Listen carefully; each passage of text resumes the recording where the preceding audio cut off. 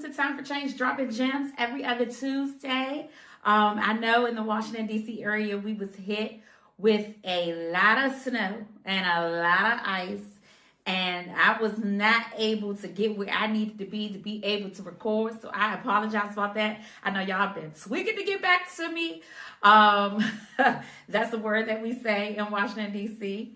So I am here to educate you some more as promised. Dropping Gems has successfully been doing this for a year. That was our first time missing an episode. So I do apologize about that. But I do want to welcome you back to Time for Change's 28th or 9th episode. Excuse me, because I'm all thrown off now. We dealt with all of the ice. I know the last time we were talking about the mental health of a leader, mental health of an entrepreneur. So I hope that you were able to tackle that and to get to the bottom of your mental health while you were in the process of waiting on me. Yes. So first of all, I want to just say that Time for Change is celebrating our 10th birthday on Friday of this week. I am extremely excited. If you are on my email list, you have been invited. We are having a big gala charity event, and I am inviting you as my change agents. I'm inviting every single person that I can think of that meant something to the movement in Time for Change. Time for Change has been eradicating crime and homelessness since February the 13th, 2016. So 10 years. So this is our 10 years. So congratulations to all of my staff that have hung in there for a very long time, but also congratulations to myself, because it's important for my mental health that I remember that I had a big part in playing that role as well. And, you know, it's ironic that within this week, I had to make some bossed up decisions. I had to do a lot of different things that were unique, elite, and different from the rest that was not like before. And it came across that I was like, okay, I need to talk to people about this, because here I am in 10 years experiencing something that I know that early entrepreneurs are not yet experiencing. A lot of times we come into the decision making, and remember we talked about that. We do have a podcast with that, but decision making is extremely, extremely important for you to pay attention to. And the reason why it's important is because you're making all of these decisions, and sometimes you're making decisions for not just you, but for the people that you impact. And that was hard for me. I struggled with that over this past little period that you all didn't see me, because I had to make a decision that wasn't necessarily for me. It wasn't necessarily for Time for Change, but it was for the best interest of Time for Change. It wasn't for students, right? But I had to make sure that I secured interest. The one thing that we have to keep in mind is that you build intellectual property the whole entire time, right, that you are in business. So Time for Change has over 10 years of intellectual property. That is like a lot of information. I can speak on it, I could talk about it, but just the videos, the students, the contacts, the clients, the people that we service, we have so much content, partners that hire from us.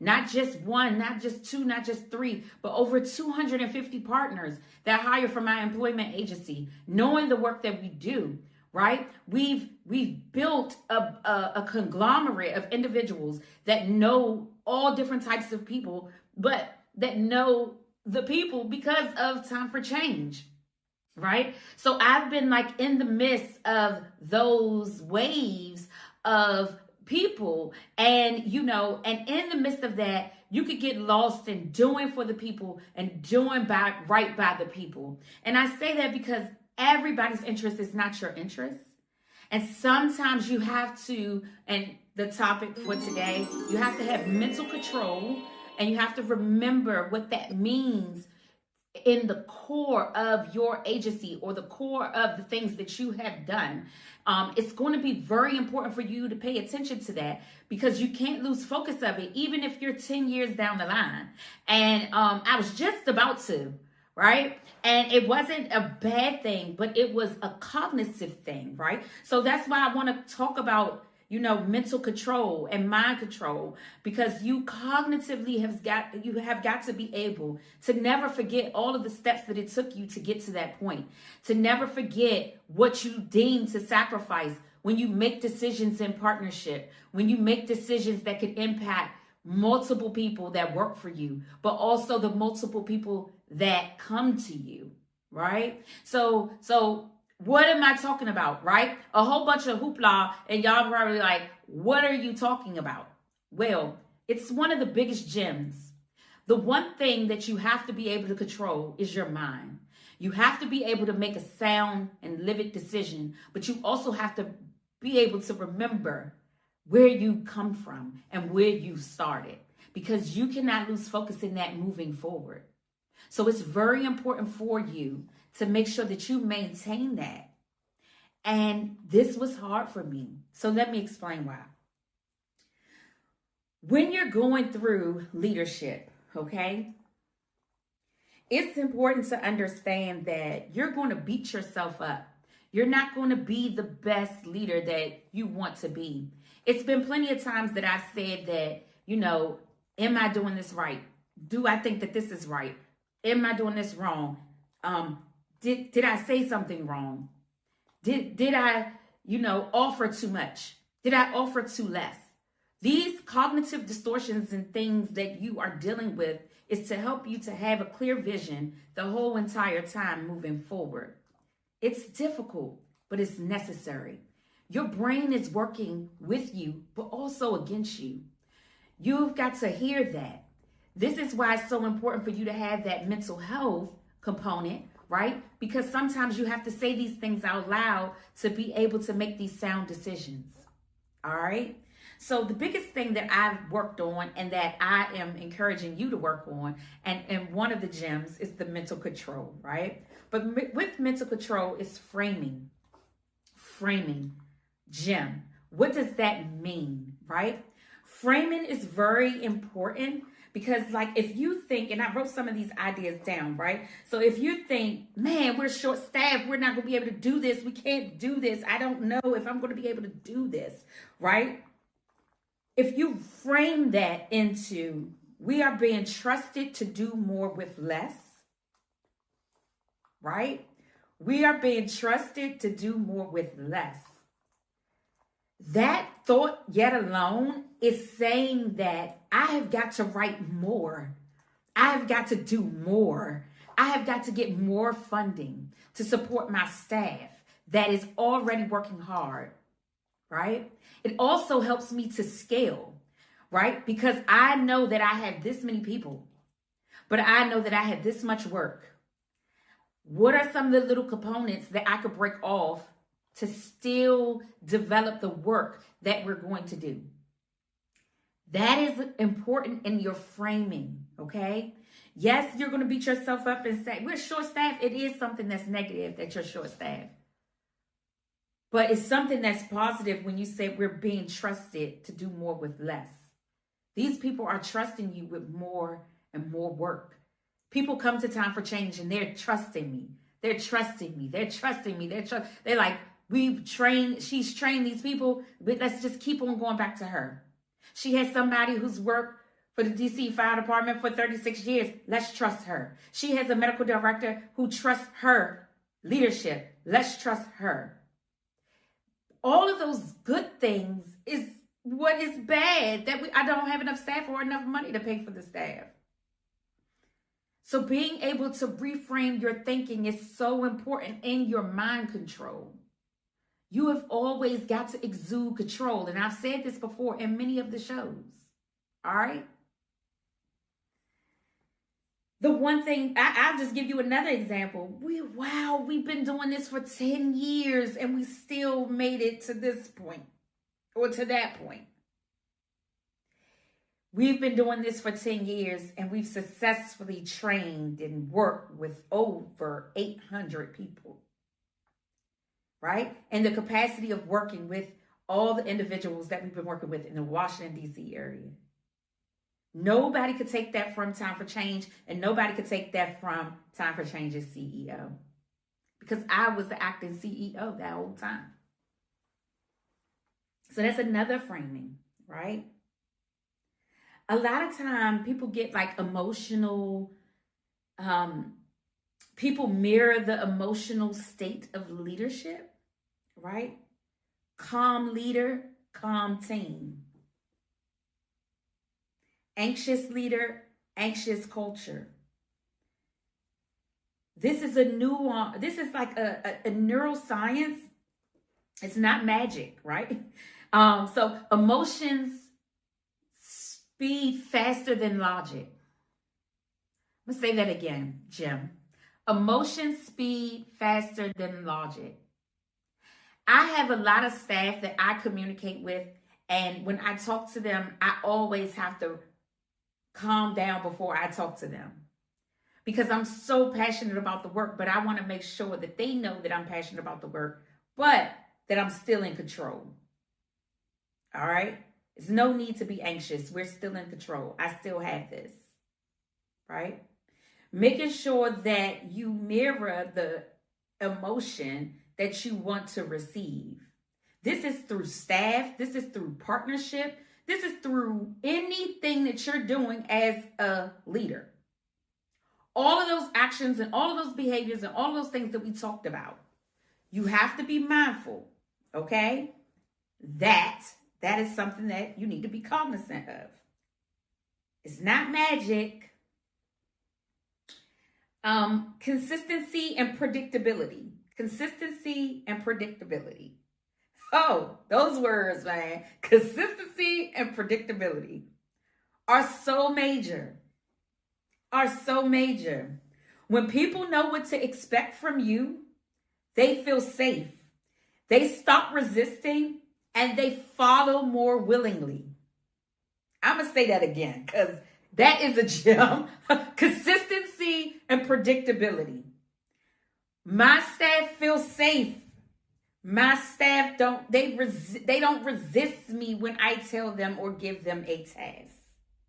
They follow more willingly.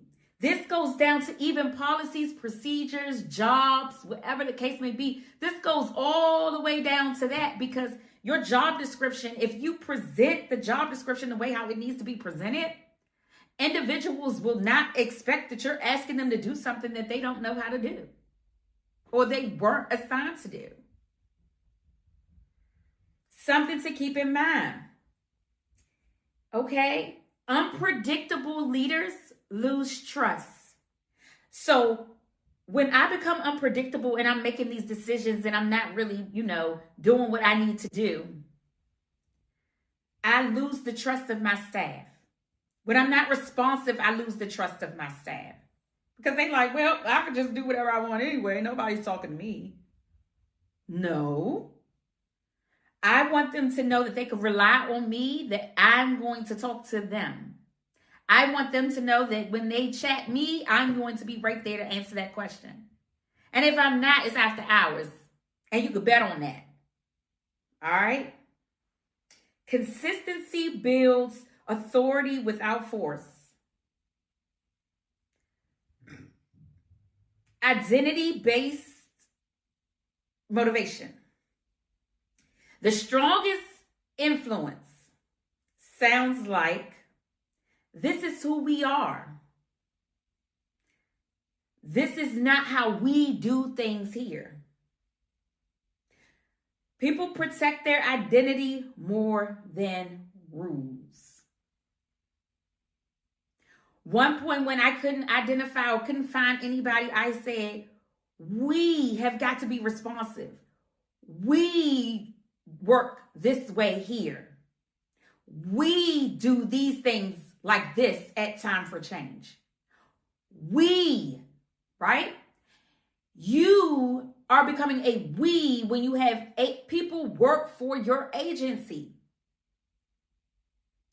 Be mindful of that in your language.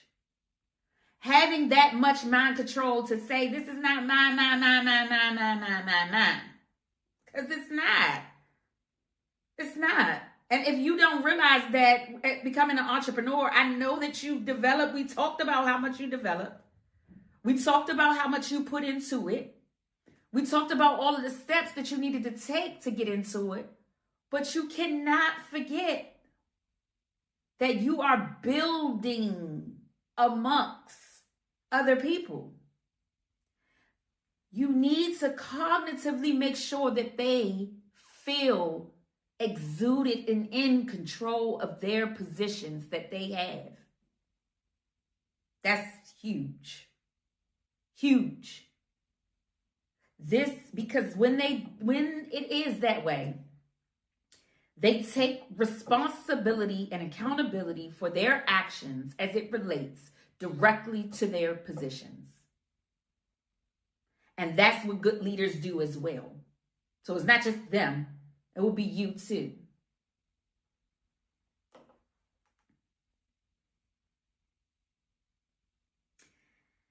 Selective attention.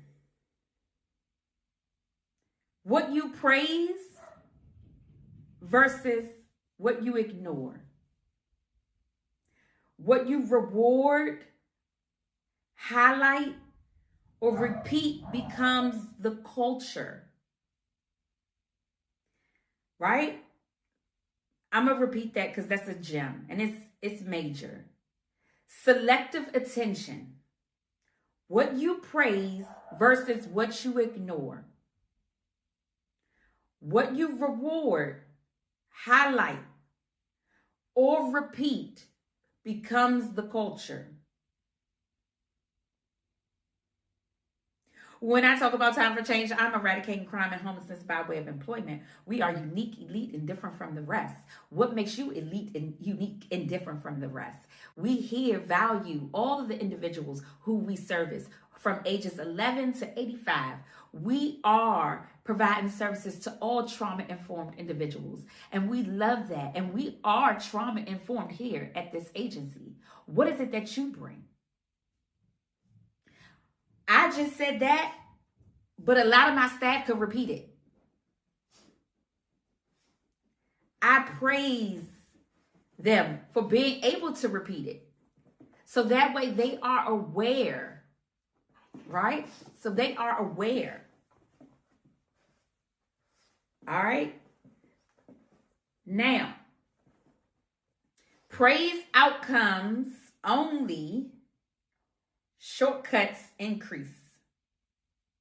Praise outcomes only, shortcuts increase. But praise effort, right? Praise effort and effort increases. Praise outcomes and shortcuts increase. Okay? You want to make sure that you're praising efforts, because when individuals are doing things cognitively, you want to be able to push them forward to make sure that they still try. You do not want them to stop trying for you. Okay? You want them to continue to try. And if you praise it that they're trying, they will continue to do so. This is for you too as a leader. You, my friend, if you keep on going and you keep on praising yourself, you will be able to see your efforts increase. Because nothing has stopped me in 10 years of being able to push through time for change. Even at the lowest of the low, I praised myself and said, I did a good job. I did a good job. I do a good job. I praised myself by rewarding myself with a gala for 10 years. I praised myself by welcoming people into and praising my staff for all of the hard work that they've done. Compensation helps too, bonuses and stuff. But you want to make sure outcomes is one thing, and that, but the efforts are bigger than that. Attention is a form of power. I told you, I'm here. I'm bringing the gems today, y'all. Attention is a form of power. If you don't pay attention to your staff, guess what? They're not going to listen to you. But if you focus and you pay attention, they know that what is going on is going to push through because you're following it. And they have to do it.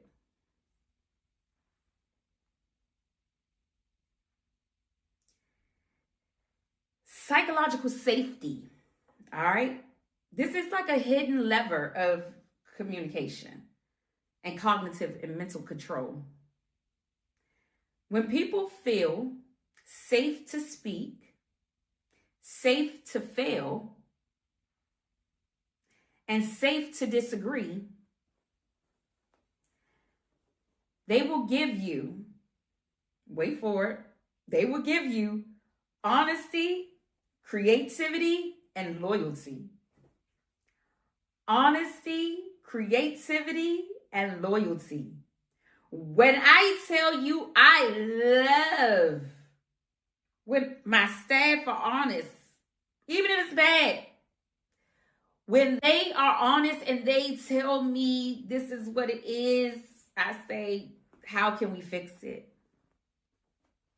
How can we alleviate this from happening next time?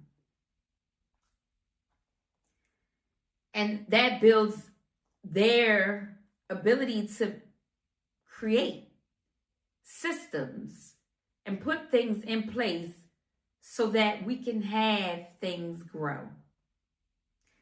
This builds loyalty because of the connected work that they have. These are psychological levers that cognitively a leader should be able to pinpoint and to deliver so that they can exude, what is the topic today? Mental control.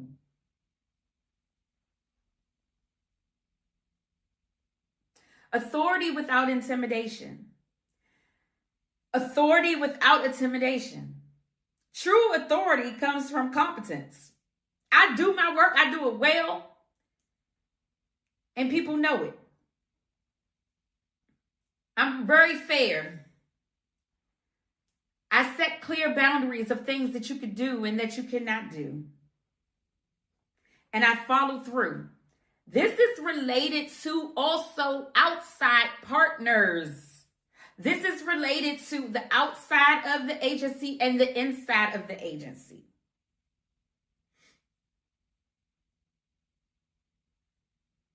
No volume, no threats, no titles. Everybody knows that I'm a CEO. I don't have to tell my staff that. Usually, partners know that I'm a CEO. I usually don't have to tell them that.